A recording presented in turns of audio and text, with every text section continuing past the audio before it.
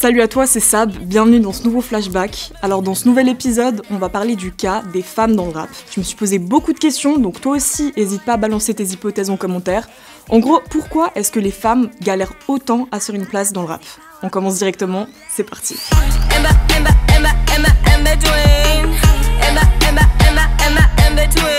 C'est important de relever qu'il y a toujours eu des femmes dans l'industrie et à des gros postes, que ce soit à la tête de gros labels, des manageuses, des directrices artistiques et j'en passe. Mais si on pense aux rappeuses, depuis Diams, fin des années 2000, il n'y a eu aucune femme qui a autant fait l'unanimité et eu le même impact commercial. Reste discrète, donne-moi le cric, la bombe lacrymogène, vite, donne-moi une clé, donne-moi sa plaque, que je la raye, sa BM. La vie n'est qu'une course, et moi j'étais première dans les starters. Qu'est-ce t'as à faire quand t'as pas peur, hein? Dis-moi, qu'est-ce t'as à perdre? Aujourd'hui, c'est vrai, quand tu fais un peu attention, il n'y a pas de rappeuse en tête des charts dans l'industrie francophone. Même les plus grosses têtes comme Chilla ou Shai, qui tapent quand même plus de 60 millions de vues sur son clip PMW, qui a reçu plusieurs certifs disques d'or, qui a feat avec un Niska, elles ont pas explosé à plus grande échelle. En gros, soit on leur reproche d'être trop superficielles et provocantes, soit trop engagées ou masculines. Tout se passe comme prévu direct, dans le piano vidéo ou pas.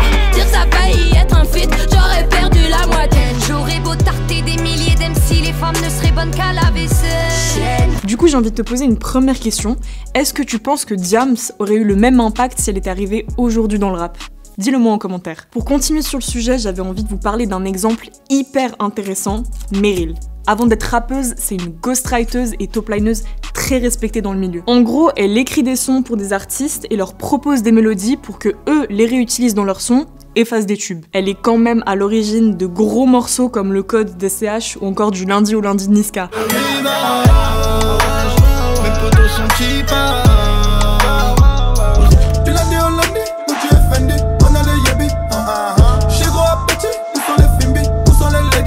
Pour elle, c'était une façon de s'introduire dans l'industrie avant de balancer son premier projet en 2020. Avec cette crédibilité et les contacts qu'elle a avec les rappeurs, ça lui aura évité quand même pas mal de critiques faciles qu'elle aurait eues si elle s'était lancée à partir de rien. C'est chaud comme chez moi, ça brûle comme bidon d'acide. Monté sur Paname 0 euro, ils m'ont dit non mais non, je pensais qu'ils me connaissaient mieux que ça, mais non mais non mais. Je suis présidentielle, femme à droite de vote. Je veux Benz pour la fac, je veux Benz pour la fac.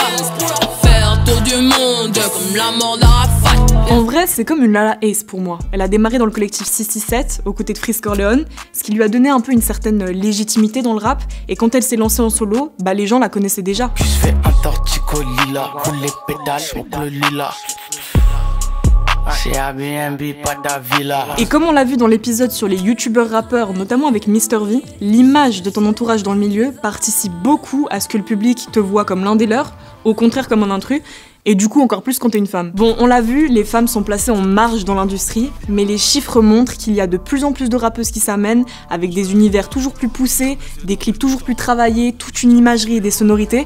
Du coup, pourquoi ça stagne? J'suis dans le gamo, j'pense à toi là. J'ai fait 3 fois le tour de Bonhomme, j'ai pas si ton cœur en vaut la balle.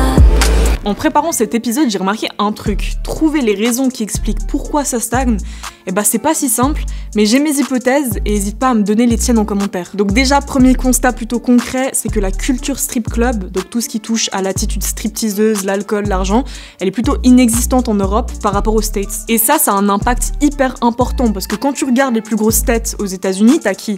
T'as des Nicki Minaj, des Cardi B, des Megan Thee Stallion, des Doja Cat, et elles ont toutes construit leur bise sur cette image de la stripteaseuse plutôt matérialiste et provocante. Donc du coup, quand t'as Shai qui se ramène avec un délire un peu similaire en Europe, y a un gros choc des cultures. Vu qu'on est que de passage, autant passer à l'accent. Tu me textes, mais je te laisse en vue.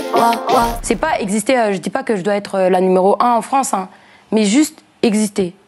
Juste que quand je sors un contenu, je me fasse pas complètement lyncher. Quand je sors un morceau et qu'on me rabaisse parce qu'on me dit je suis juste une pute qui sert à rien, que je devrais pas faire de musique parce que je suis une pute, c'est dur en fait. Ça m'amène à me poser et à te poser par la même occasion une deuxième question. Est-ce que tu penses que la plastique d'une femme, ça l'aide à percer dans le rap ou au contraire ça la dessert? Moi je pense que jouer sur son physique ça peut te desservir parce que ça entretient un peu ce cliché de la vixen. Tu sais, ces femmes qui étaient des figurantes carrément dénudées dans les clips de rap. Après c'est important de souligner qu'il y a personne qui force les rappeuses à jouer sur leur physique, c'est leur propre choix.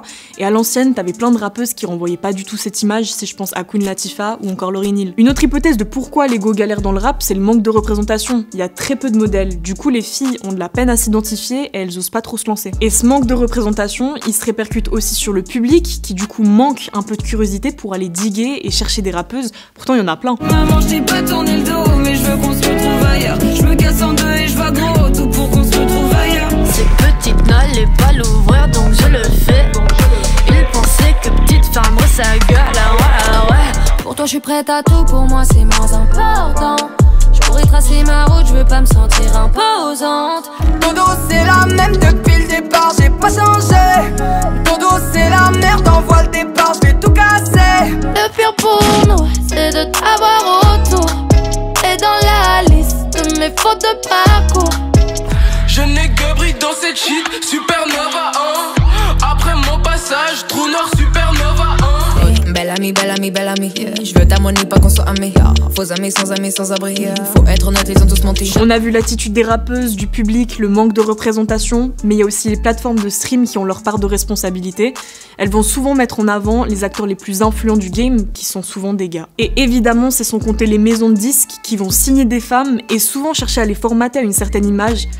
Du coup, des facteurs, il y en a plein. Personnellement, j'ai remarqué que j'écoutais plus d'hommes. Alors pas par sexisme, mais juste parce que les voix masculines vont plus me toucher en fait.